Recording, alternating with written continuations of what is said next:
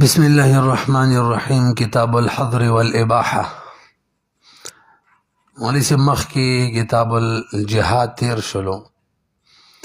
اغی کی غنائم حاصل دل پا غنائمو کی دا حکمو چی کم دا کم استعمال حلال دے و دا کم استعمال حلال ندے. وس یو مستقل باب دی پا دی خبرو کی چی کم شی حلال دے کم حلال ندے، او صرف د جهاد د غنیمت قصې نه کوي، مطلقاً راته حلال او حرام بیانوي. د مخکې سره مناسبت شو دا د احنافو خاصیت دی چې حظر اباحت دپاره مستقل باب دی او مستقل او غنی مسلې، حتی چې زمونږ ملګري شي گپ شپ کې دی ته د بنجاري بکس وایي. بنجاري په بکس کې هر قسمه سودای کنه، دی کې هر قسمه مسلې د دې سره ځان عادت کول پکار دي. تاسو باندې لازم ده چې هر یو د هندي عالمگیری حظر اباحت وګوري او قدم دی تفصیلا، نو داسې مسلې چې ذهن کې به منی چې دا به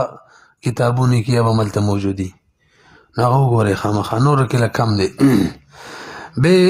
دی باب د پر عنوان چې دی بعض خلک کتاب الکراهیت دی، لکه هدایه کې کتاب الکراهیت دی، ځکه یو شي کې که حلال او حرام دواړه دلایل جمع شي نو پرې ښودل بهتره دي. بعض خلک دې ته استحسان نوم دی، لکه بدایي کې باب الاستحسان ورته ویلی، دغه شان تقریبا مبسوط کم دی، او څوک ورته حظر او اباحت وی، لکه زمونږ قدري مولا چې ورته ویلی حظر منع ته ویلی کېږي او اباحت اطلاق ته ویلی کېږي، اجازت ته. او معنی دا ده په دې باب کې به ما اباحه الشرع وما منعه ذکر کېږي، کم شي شرعي مباح کړی دی او کم شي شرعي منع کړی دی. خجی به محظور حظر یعنی محظور دا څه ته ویلی کېږي؟ نو علماء تعریف کوي ما منع من استعماله شرعا، دا هغه شی دی چې د دې د استعمال له شرعا منع راغلی او د دې ضد هغه مباح دی. مباح چاته ویلی کېږي؟ ما خیر المکلف بین فعله و ترکه من غیر استحقاق ثواب ولا عقاب، دا هغه شی دی چې مکلف ته پکې د فعل او د ترک اختیار ورکړی شوی، کولو معنی ورته ثواب نه میلاویږي او نه کولو معنی ورته عقاب نه میلاویږي. حجی ابحاث د باب اته دي، په دې کې اول نمبر استعمال الحریر د ریخم د استعمالو بیان کوي. اوله مسله سړو دپاره ریخم استعمالول چې دی دا حلال نه دی، حرام دی. لا یحل للرجال لبس الحریری، او خضر بارا ويحل للنساء خضر بارا جائز دی. او وجه نبی علیہ الصلوۃ والسلام فرمای، یا نبی علیہ الصلوۃ والسلام یو ورځ راووتلو، یو لاس کې ورسره حریر او بل لاس کې ورسره ذهب، او ویل هذان حرامان علی ذکور امتی حلال لاناسهم ويروى حل لاناسهم. خضر بارا اناسهم خضر بارا حلال او سړو دپاره دا دواړه حرام دي. خجی سړو دپاره ریخم چې دی حرام دی، خدا اله چې کله زیت وي او که کم وي نو به جایز دي. کم څومره دي؟ د کم نه مراد چې پلنو باندې څلور ګوتي، بس څلور ګوتو نه کمي دا کم دي، اوږدو باندې کار څومره. او وجه دا دی چې ریخم نبی علیہ السلام نه په بعضو مواقعو کې د هغه په لباس کې ثابت دي لږ لږ، نو قلیل عفو دي، نو قلیل به څومره څلور ګوتې یا د دې نه کم، هغه هم په پلنو باندې. او صحیح رائے دا ده که کپړو کې ریخم لګېدلي مختلف ځایونو کې، نو راجمع کوو به نه چې راجمع کو به ووایو چې څلور ګوتو نه زیات دي نو بس جایز دی نه، بلکې هر ځای به مستقل حسابو چې هغه څلور ګوتو نه زیات دی که نه دی. نو د کپړو مطلب نستوڼي کې دي،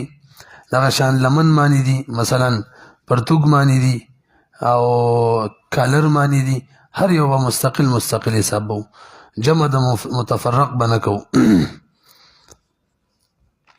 فقهاو دې لپاره یوه قاعده ذکر کړې ده سړو دپاره ریخم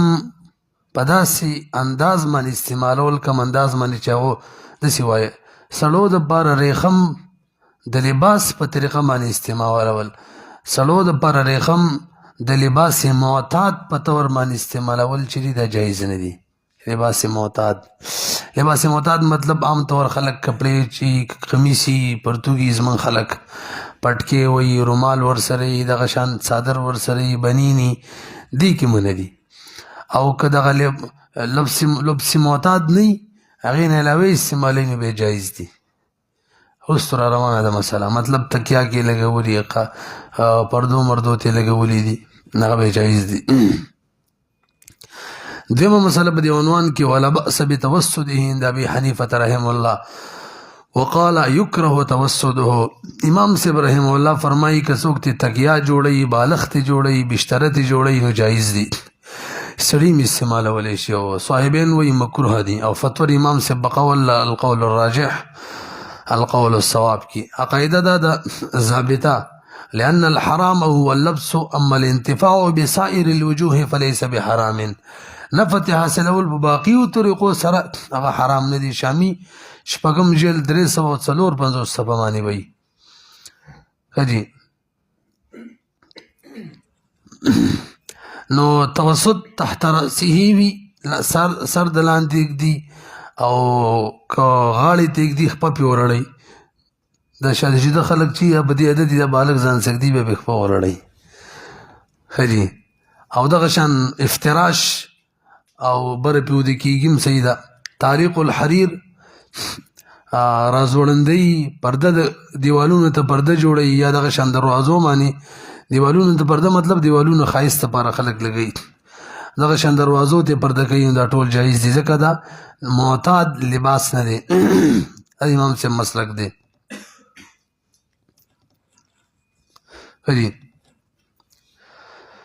اور بسې مسله درېمه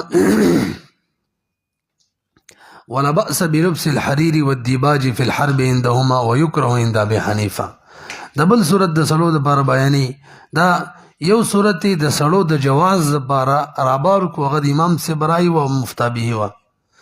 دیم صورت د جواز لپاره د صاحبین ولا رابار کوي د سړو د لپاره واغه د ایکم د امام سے برای ته خلق مفتابه ویل دا خو بهرحال صاحبین جایز غنی هغه دا چې جنگ کې مجاهد په دې سوچ مانی ریخمو کپڑے چې تور په خوې شي یا په دې سوچ مانی ریخمو کپڑے چې مقابل چې کافر هغه په ویره کې راشي hebat په راشي په دغه دوه صورتونو کې دغه دوه نیتونو باندې ریخم کپڑے صاحبین وې سړی استعمالولې شي ويكره عند ابي حنيفه امام ابراهيم الله فرمایي دا مکروه ده صاحبین وې جایز ده وې ځکه ضرورت دی ضرورت چې دي کنه ضرورتونه ضرورت څنګه دی قاعده الضروريات تبيح المحظورات امام سے بتوي ضرورت په بل ځای کې پوره کیږي کنه دې ته ضرورت نشته لري اور پسې مسله کې راځي معنا هغه رقم چې هغه جایز دي جایز صورت دی نو هغه د جنگ کې واچي هغه د روب د پاره واچي کنه باغی کار کیږي نو دې ته ضرورت نشته لري ځکه فتوا امام سے بقول معنی ده الضرورت تندفع بالمخلوط مخلوط سره د فقیدل شي کنه مخلوط کم نه اور بس څلورمه مسله ولا باس بلبس الملحم ملحم کپڑا دا چولې شي ملحم چاته وي خپل اور بس تعریف دی اذا كان صداه ابريسما ولحمته قطنا او خزا شکل داغي تانه چې د کنه تانه دای د ریخم وي ولحمته او بانه چی بانا دای د مالو چی او یا د خزوی تانه چاته ویل کیږي دا غتار ته ویل کیږي چې د کپړې په جوړولو په وخت کې پلمبایي کې لګېدلې او ګدوالي کې نو که دا غتار د ریخم او خیر دی ځکه هغه تار له اعتباري کوم چې پلنو کې ټوله کپړه غیره کړي تاسو ورسېدلې او بانا غ رختار ته ویل کیږي کوم چې د کپړې جوړولو په وخت کې پلنو کې لګېدلې اعتبار دی لده دم یو قاعده ده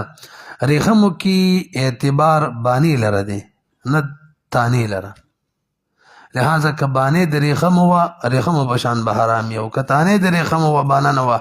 نه بیا به حلالي دغې ته مخلوط ویلی کېږي امام صاحب وایي په دې باندې کار کېږي خالص ریخمو ته په جنګ کې اچولو کې ضرورت نشته دی تاسو پوهېږئ که نه قطن معلوم چې ته یو خز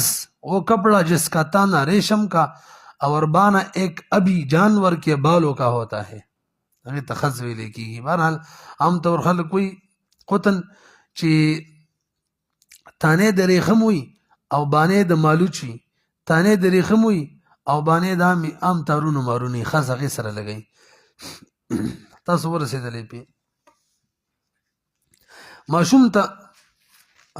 ریخمو کپړې اچول څنګه دي مولوي صاحب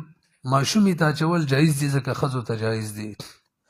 او ماشوم ته اچول جایز نه دي که چا ور واچول هماغه به ګناهګاري ماشوم نه ښه اصل کې دا یوه قاعده ده چې یو شی خپل استعمالول جایز نه دي بل له استعمالول هم جایز نه دي بل ته ور واچي داسې وایه یو قاعده رسو را روانه ده یو شی د خپل سکل جایز نه دي په بل سکل هم جایز نه دي یو شی خپل لباس جوړول صحیح نه دي بل له لباس جوړول هم صحیح نه دي نو که ماشوم ته چا دغه د ریخمو کپړې واچولې هغه غیر مکلف دی ګناهګارېږي نه چا چې ور اچولي به ګناهګارېږي حتی که مور یې ور اچولې وي یعنې زنانه و سره د دې نه چې هغو دپاره استعمال جایز دی بیا هم هغو ګناهګارېږي هغو ځان دپاره جایز دی ماشوم دپاره خو نه دی که نه الضرورات تبيح المحظورات موازي الضرورة مستثنات من قواعد الشرع ما ثبت ضرورة يتقدر بقدرها مخکې راځي دویم عنوان التحلي بالذهب والفضة ډول سینګار په سونی او چاندۍ سره کول نو دې کې ګڼې مسلې دي واورئ اوله مسله مطلقاً سونه چې د سړي دپاره استعمال یې جایز نه دی او چاندي چې ده د دې استعمال هم سړي دپاره جایز نه دی البته ګوتمه چې ده د هغې دپاره چاندي استعمالوي یا منطقه د توري کم کمربند دي نن سبا د کلاشونکوب دغه شان د توري دپاره کم هغه لاس کې نه هغه څه ورته وایي شی کور ورته وایي که نه کور حلیت السیف که دا د فضه‌یي نو بیا جایز ده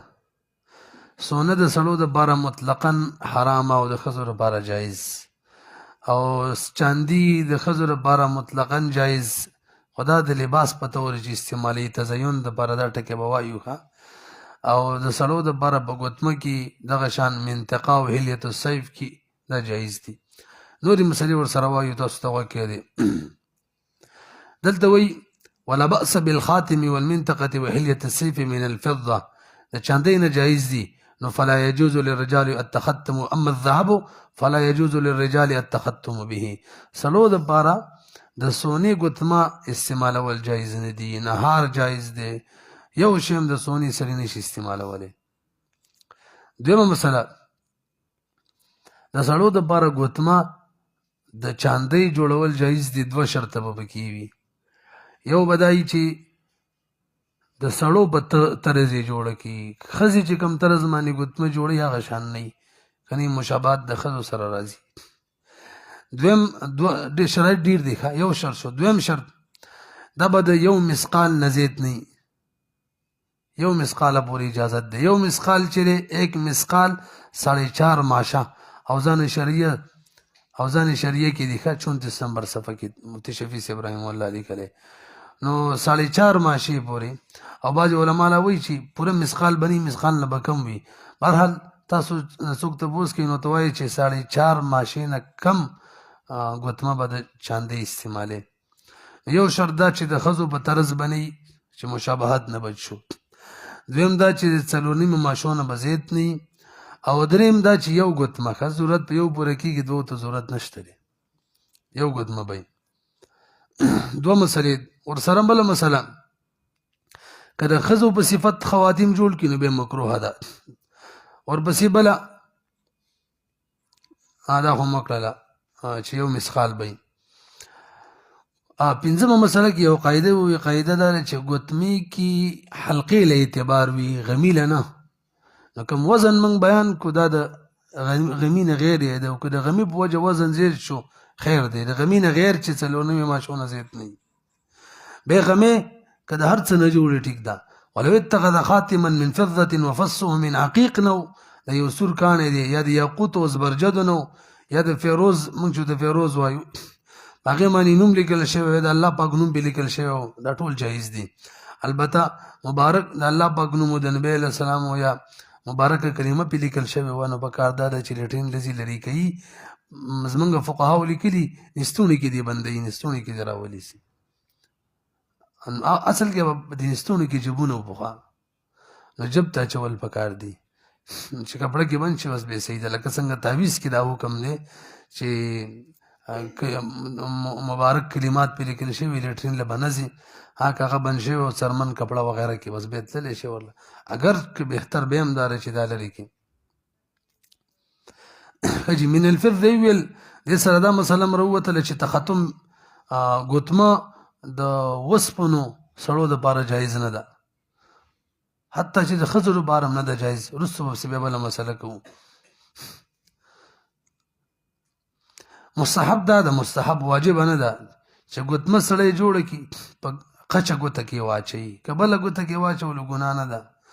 او مستحب دا ده چې د هغې غمې هغه باطن طرف ته کې دننه کې بار نه وي تزین سوچ دې پکې نه کوي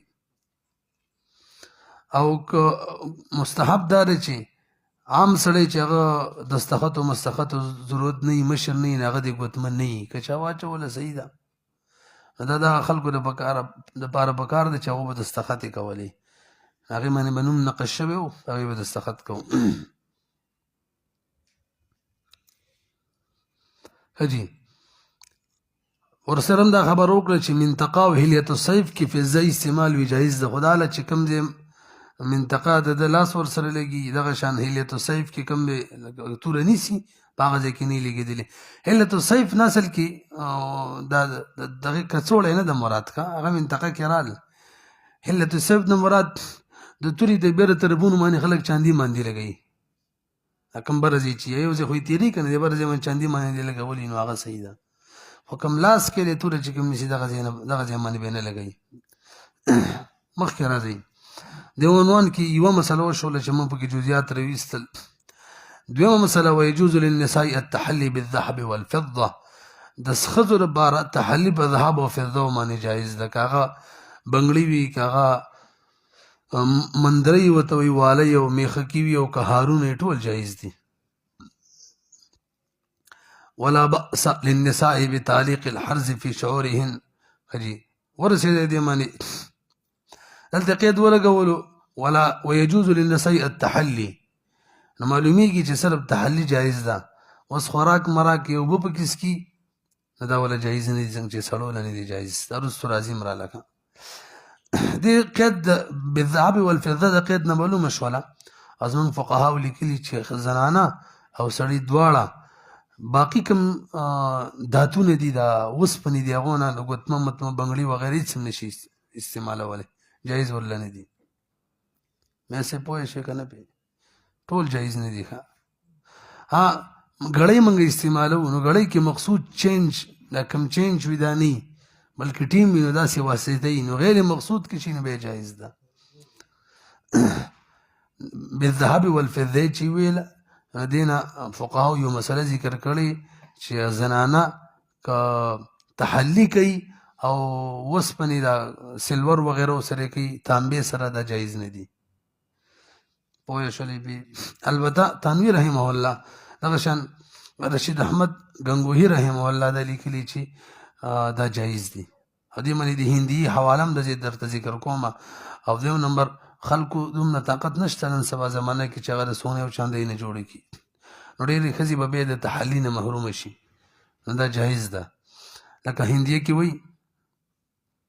ولا بأس للنساء بتعليق الحرز في شعورهن من صفر أو نحاس أو حديد ونحوها للزينة والسوار منها زینت دپاره بنګړو دپاره دا شی نه استعمالولی شي نو دغه شان دغه تانوي رحمه الله او رشید احمد گنگوهي رحمه الله هم دغه فتوا ده او زموږ متاخرینو پې عمل هم دی چې جایز دی والله ښه جي درېمه مسله په دې عنوان کې ماشوم ته ذهب او حریر ورچول دا مختم ویلیو دا جایز نه دي ويكره مکروه دي ویما ويكره ويلبس الصبي الذهب والحرير او ضابطم ویلی وما حرم لبسه وشربه حرم الباسه واشرابه شامی جلد 6 صفحه نمبر 364 کې نو دا جایز نه دي مکروه دي اما ول ګناګاری کې باغ څوک څوک چورواچی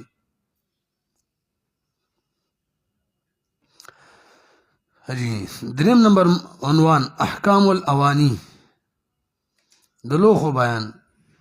احکامات نمبر 1 خوراک سکاک دغه شان تیل استعمالول خوشبو استعمالول تیل اچول خوشبو اچول د چاندې او د سونی په لوخو کې د سړو د بارم جایز نه دی او زنانو د بارم نه دی جایز ورسېدلې بي وکذا لا يجوز الاكتحال وكل ما يعود الانتفاع به الى البدن نه هندي کې وای هر هغه شی چې دغه نفع بدن ته رسی هغه د سونی او د چاندې کې استعمالول یعنی وبا بدن ته نفع رسی ډیر پر سونی او د چاندې لوخ استعمالول صحیح نه دي خوراک نفع بدن ته رسی د دې لپاره د سونی او د چاندې لوخ استعمالول جایز نه دي همدغه چن اکتحال رانجه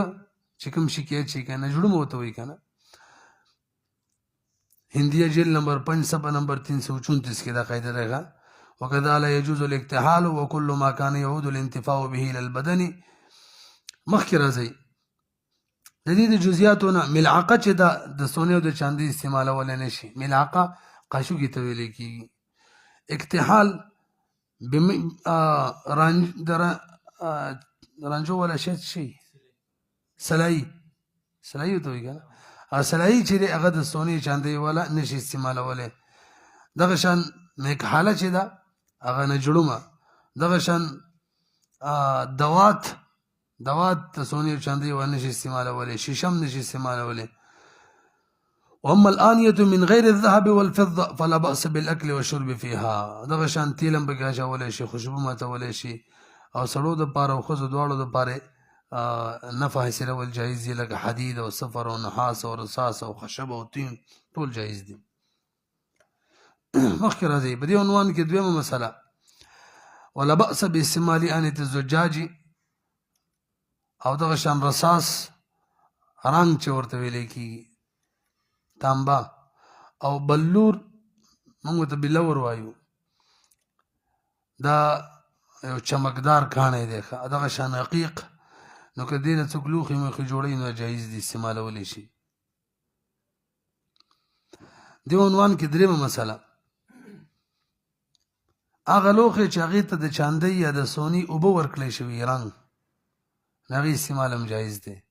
ځکه اعتباري اصل لري دا خو صرف رنګ ورکړی شوی دی رسۍ به دی لهذا که ګوتمې له د سونی رنګ ورکړی شوی او منځ کې هغه د چاندۍ وه نو سړی استعمالولی شي ځکه اعتبار اصل لره دی دومره خبره ده چې خلک به پې دا ګمان کوي چې د سونی والا استعمال کړی دی یعنی خلک به پې د ګناه ګمان کوي دې وجې نه بهتره دا ده چې دغه شان ګوتمه څوک استعمال نه کړي نو سکاک کول فی الاناء المفضد چاندی چڑے ہوئی برتن میں عند ابی حنیفہ رحمہ اللہ دغه شان سوریدل علی سرج المفضد پاغه زین باندې چې کوم مفضد وي د چاندی رنگ وته ورکړی شوی وي اوبه او دغه شان جلوس علی السریر المفضد هغه کټ چې هغه مفضد وي دا ټول جایز دي امام سے بنظمانی بشرط اتقاء موضع الفضه کوم د کې چاندی لګیدلی هغه ځای نه به ځان ساتي په هغه ځای به اوبه نه څکي اوبه والو او که په سرج باندې لګېدلی په هغه ځای به کښېني نه او سریر باندې کوم ځای کې چې په هغه ځای کې به څملي نه هغې نه به ځان ساتي ښه امام یوسف رحمه الله دې ته مکروه وایي پاتې شو امام محمد رحمه الله نو بعضې وایي دا د امام صاحب څه ملګری دی او بعضې وایي د امام یوسف صاحب څه ملګری دی که چې مخکې راځئ څلورمه مسله مصحف او مسجد ښایسته کول دا به جایز وي که نه او په دې کې د فایدې دپاره څه کاروایي کول ګوره بیانوي راته اوله مسله تعشیر په مصحف کې او نقطې په مصحف کې لګول مکروه دي. تاشیر څه ته ویل کی؟ و تعلیم هغه دا چې د تعلیم په خاطر باندې لسو آیتونو پس علامې لګول. او خلک کوئی په قرآن کې دغه شان که موږ ولګو لس آیتونو پس علامې نو 600 او 30 عاشره به پکې جوړ شي، 623 623 عاشره ورسېدلې دي معنی. او دغه شان مصحف کې نقطې لګول چې دي کنه نو دا مکروه دي. خو دا اصل کې د اول وخت خبره وه، عربو خبره وه چې هغو ته ضرورت نه و. اوس متاخرین عجم چې دي ته ضرورت دی، دې نه غیر غلط وایي. نو د صحیح ویلو دپاره سبب د نقطې لګول او من قاعده ویلې وه چې د یو صحیح کار دپاره سبب جوړېدلم ثواب وي. ورسېدې دې معنی ورسره یو خارجي مسله ده. والنقط إنما كان النقط مكروه فيما تقدم لأنهم كانوا عربا صريحة لا يعتريهم اللحن والتصحيف، وأما الآن فقد اختلت العجم بالعرب فالنقط شدي وشكلون مستحب دي لأن ترك ذلك إخلال بالحفظ وهجران القرآن بكرازي. فافهم اوت مسله دا چې زمنګ د احناف او مالکیو په نسبت باندې قرآن کمنګ په کافر ذمي باندې خرڅولې شو جایز ده. خور سره به ته دا وایو به دې به مجبوره کوو زر که واپس خرڅ کا، صرف تجارت کا واخله خرڅوي ځان سمې نه ساتي بې دبي دې نه ونشي. نور امامانو یې نه شي په خرڅولی او وجه دا ده چې دیونه بې دبي خطره ده او دغه شان مسلمانانو ته د ضرر رسولو خطره ده دي. یعنې سیزي بې قسمه واقعات راځي که نه، د دې وجې نه نه دي خرڅول پې جایز نه دي. نو امامانو دغه خطراتو ته کتلي، امام شافعي امام احمد بن حنبل صاحب وایي جایز نه دي. امام مالک او امام صاحب وایي موږ به ګورو غالب ګمان ته چې څه حساب دی، که دا خطره وه د چا نه نو هغه باندې به یې نه خرڅوو، که نه وه بې خرڅولی شو. دې لپاره به یې خرڅ کړو چې ته د هغه نصیحت حاصل کړي. مخکې راځئ. أما الحنفية والمالكية بيع المصحف من غير مسلم فقه البيوع عنوان لقوله. أما الحنفية والمالكية فقالوا والبيع صحيح ويؤمر بإخراجه عن ملكه فقه البيوع جل نمبر 167. خجي مخکې راځي. ولا بأس بتحلية المصحف ونقش المسجد. تحلية المسجد مصحف خسته کول جایز دي او مسجد کې نقش و سنگار کول هم جایز دي. خو دې لپاره علماو شرط دا ذکر کړی دی چې دا د وقف والا پیسې نه، کوم د وقف والا پیسې په هغې به دا نه کړي، هغې باندې به ضروري کارونه کوي، دا ضرورت نه بار دي. نو که یو سړی په خپلو پیسو کوي صحیح ده. دغه شان ښایسته کول بما الذهب سره هم صحیح دي، د سونې کمې اوبه هغې باندې جومات ښایسته کړي دا صحیح ده. نو که څوک اعتراض وکړي چې تزیین المسجد من اشتراط الساعه د دې سره څه کې حدیث کې راځي مساجد به ښایسته کېږي، دا د قیامت د علامو نه ده. د دې یو اسان جواب کېدلی شي یو شی د قیامت د علامو نه ده، د دې دا مطلب نه دی چې دا حرام دی. هغه بس قیامت چې راځي دا به مخې ته راځي، دا مطلب نه دی چې حرام دی. خیال هم دی که مثلا د قیامت د علامو نه دا دی چې عیسی علیه السلام به راکوزېږي، څه مطلب ته وایي چې نه دی راکوزېږي، قیامت د علامو نه ده، مقصد ونه رسېدلی. لکه دې لپاره یو مثال ووایو، موږ وایو چې دا ماوی مولي صاحب به کرالی نو بس 8 بجې به وي، 8 بجو د علامې نه ده. د دې دا مطلب نه دی چې ده راتلل جایز نه دي. دویم جواب یې دا دی چې دا اله د قیامت د علامو نه ده او جایز اله نه ده چې کله عبادت پکې نه کېږي او صرف ښایسته کېږي. نو چې په عبادت هم ښایسته کېږي او خارجي هم ښایسته کېږي نو بیا څه خبره نشته دی. قلنا إذا لم يصلي فيه بعد التزيين يكون من اشتراط الساعة، أما إذا صلى فيه بعد التزيين لا يضره صلي فيه مجهولي كوي ومخكرة زين. بنزم مسألة خسي كول أو اس په خرباني او یا خر په اس په معنی خېجول به څنګه الخصاء والانزاء نو ويكره استخدام الخصيان. د خسي خلکو نه خدمت غسل مکروه دي. هلکه ولي وایي ځکه به ټول خلک وایي چې راځي ځان خسي کو چې خلک هم خادمان جوړ کړي پیسې به وګټو. نو دا یو داسې یو کار دی، داسې یو فعل دی چې خلک په ګناه باندې راوبارئ، دا به مکروه وي. حجي دویمه مسله په دې عنوان کې خساء البهایم، بهایم خسی کول لا جایز دي، که هغه ته انډې کټ کړي او که ولوې ټکوي. او دغه شان انزاء الحمیر علی الخیل، خر چې دی که نه دا په اس په معنی اچول دا جایز دي. خچر نبی علیه السلام استعمال کړی دی، که چېرې ټیک نه وی نه به استعمالولی، حدیث تقریر چې ورته ویلی کېږي په دې باندې هم ورسېدلو. شپږمه مسله قبول الخبر فی المعاملات والدیانات، معاملات او دیاناتو کې خبر قبلول بس حیثیت لري، تاسو متوجه شئ. که دا مخکې ویلي وو چې خبر واحد قبلول دا انشاءالله موږ کوم کتاب کې محضر عبادت ګورو دا مسلې ښه وضاحت سره ذکر کړې ده. دا څه چې وایم زه د اصول شاشي او شامي کې هم دغه شان ذکر دی، واورئ. خبر واحد قابل قبول دی که نه دی، دا قصه مخکې شهادت کې ویلې وه. نو په حقوق الله کې وایي یا به په حقوق العبادو کې، که په حقوق الله کې عقوباتو کې وایي یا به غیر عقوباتو کې. که عقوباتو کې زنا کې نو بیا هغې دپاره اول صورت دی، څلور ګواهان شرط دي، یو کس خبر ولا کافي نه دی، څلور کسان به خبر ورکوي او په لفظ شهادت سره یې ورکوي، د شهادت شرایط به هم پکې موجود دي. او که حقوق الله کی او عقوباتو کی او غیر زنایی نه به دو سړي پکې شرط دی، او لفظ شهادت شرایط شهادت هم پکې شرط دی ورسېدلی. او که حقوق الله کی او غیر عقوبات وي نو بیا زموږ د حنابو په نظم باندې د هر ممیز قول پکې معتبر دی. مثلا یو سړي نه قبله یېره ده،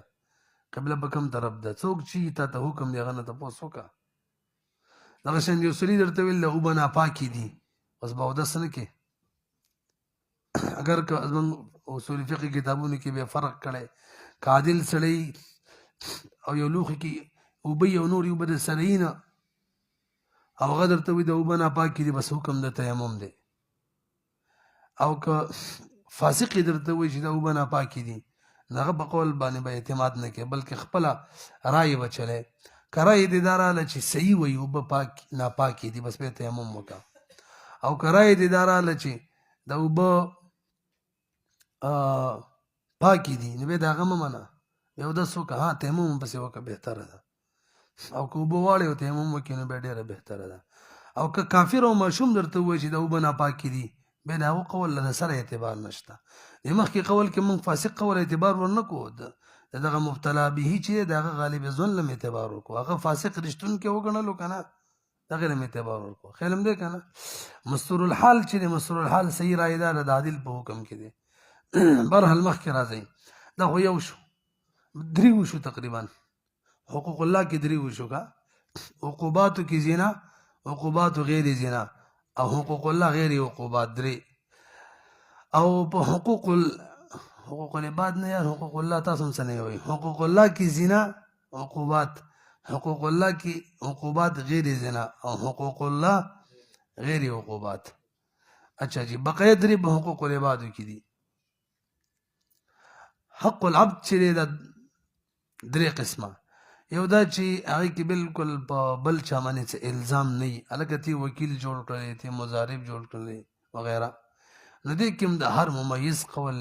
دا معتبر دی، هېڅ ته پکې ضرورت نشته، نه پکې لفظ شهادت ته ضرورت دی، نه پکې عدالت ته ضرورت دی، نه پکې عادت ته ضرورت دی. ورسېدلی پې نو دا په حقوق العبادو کې اول نمبر شو. دویم حقوق العبادو کې هغې کې الزام محض وي، هلکه سړي په تا باندې دعوه کړې ده چې تا باندې زما 1000 روپۍ دي، او ګواه یو کس راشي او په تا یې 1000 روپۍ دي، یو کس خبر ورکړي هلکه په تا باندې زما 1000 روپۍ دي، یا په تا باندې ماویه مولوي صاحب 1000 روپۍ دي، دا اوس الزام محض دی. نو دې کې دوه شیونه شرط دي، یو پکې عادت شرط دی، یو پکې عدالت شرط دی. دوه کسان به یو سړی یا دوه ښځې به او هغې سره سره عدالت هم. حقوق العبادو کې دریم نمبر چې من وجهین الزام یو من وجهین الزام نه وي، لکه تی د وکالت نه لرې کړی، غلام ته وایي موزون فی التجارت فی ختم کړی دې کې دوو کې یو شی کافي دی یا عادت او یا عدالت دو سړي غیر عادلان هم صحیح دي یو سړی وي عادل وي بس هم صحیح ده ورسېدلی په دې باندې دا شپږ صورتونه شو نو ويجوز او يقبل في الهدية والإذن قول العبد والسبي دا کوم صورت دی چې حق العبد وي او غیر الزام وي دې کې موږ ویل چې هر ممیز والا معتبر دی ويقبل في المعاملات قول الفاسق معاملات کې معاملات نملان دي لیکلي وهي مثل الوكالات والمضاربات والإذن في التجارة ذات مراد دي لکه دې کې بوس خدا رشي وهذا إذا غلب على الرأي صدقه صدق غالبي أما إذا غلب عليه كذبه نبي بيعمل لك أو بقيد ذكر كلي وأصل أن المعاملات شيء يقبل فيها خبر كل مميز ورسد لبي حر ويو كعبد وي مسلمان ويو كافر وي كبير ويو كصغير وي أو وجه لعموم الضرورة فإن الإنسان قل ما يجد مستجمعا لشرائط العدالة ليعامله ويستخدمه ويبعثه إلى وكلائه ونحو ذلك تصور سيري دي ماني وربسي ولا يقبل في أخبار الديانات إلا قول العدل ديانات کې بعد عادل قول قبلوك تم ویلو کنو شروع کې څه ویلو چې حق الله وي او عقوبت نه نو ویل یو کس قول مکه معتبر دی خو عادل خیات ساتي ټکی ور سره وي لکه مطلب سبا یو سره گواہی ورکړي چې میش ماولي د لو سبا دی روجي او دیانات دي ښه دغه شان یو سره وي ادا قسم وکړه لکنه دا وب پاکي دي نه پاکي دي خبره وکړه ورسېږي فاسق یو طرف ته کو عادل بل طرف ته خجي بس یې کوي ښه بس نور خبر وکړه دا به وکړو